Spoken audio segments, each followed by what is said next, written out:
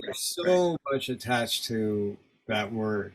Yeah. And there's so many bad things attached to that word. And I remember, again, I'm going to date myself a little bit. I have a brother who's a year older than I am.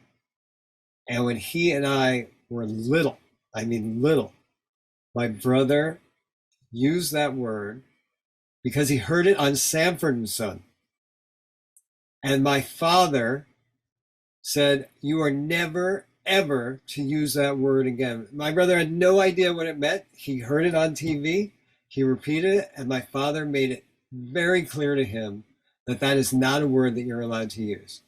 Now, that being said, my grandparents did use the word Schwarze, and they used it as a throwaway. It didn't occur to them that that's not something that you say, even though they would never use the N word, ever. So I understand today as an adult why both of those words are inexcusable. But I also understand from their perspective why one was okay and the other was certainly not. I don't agree with them. It didn't occur to me as a kid to think, well, maybe we shouldn't be calling anybody anything. Um, but that's just the way that it was. And I feel like the time period that I grew up in, there was just more people made more generalizations based on your religion, your ethnicity, your race, your nationality. Like jokes about nationalities were commonplace everywhere.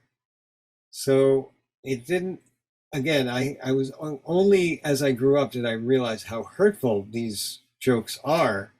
Um, but when I was a kid, there was a series of books called Truly Tasteless Jokes. And most of these jokes involved, again, nationalities, religions, races, you name it. And these were sold in regular bookstores and not in the South, but in New Jersey and in New York.